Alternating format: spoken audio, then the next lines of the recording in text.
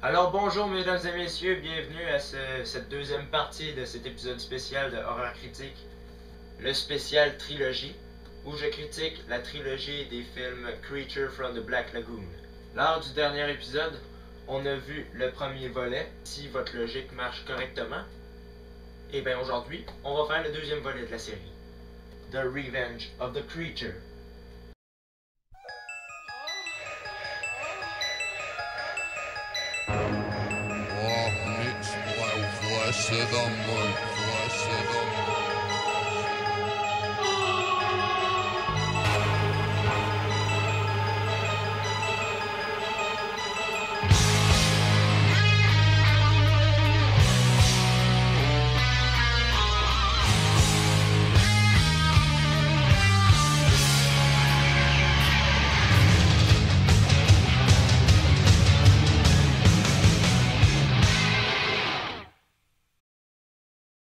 On ramène la créature dans un parc aquatique de la Floride pour la domestiquer.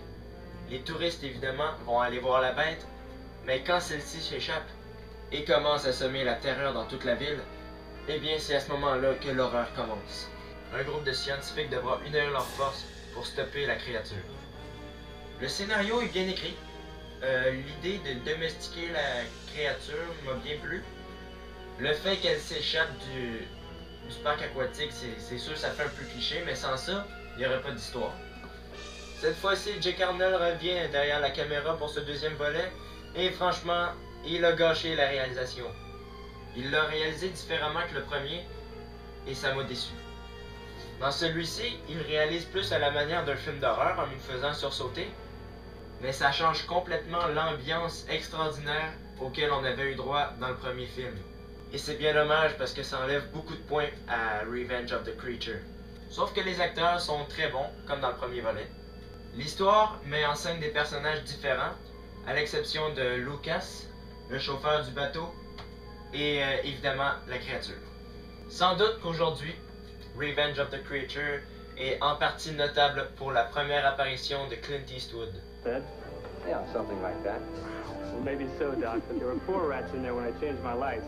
Au niveau des effets spéciaux, on peut distinguer un look un peu différent au niveau de la créature.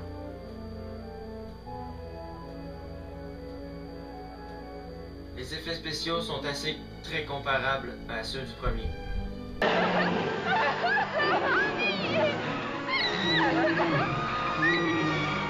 Alors, si on compare les deux premiers films, le premier est nettement meilleur que le deuxième. The Revenge of the Creature, c'est pas un mauvais film, mais il n'y a pas un impact aussi puissant que le premier avait. Jack Arnold l'a moins bien réalisé, et puis c'est pas les meilleurs effets spéciaux du monde, mais dans l'ensemble, c'est un très bon film à qui je donne la note de 7. C'est à voir. Je le recommande à ceux également qui sont des grands fans de Clint Eastwood pour voir à quel point il était jeune à l'époque, en 1955. Alors ne manquez pas le prochain épisode où je critiquerai le troisième volet, soit The Creature Walks Among Us, ou La créature est parmi nous, en français.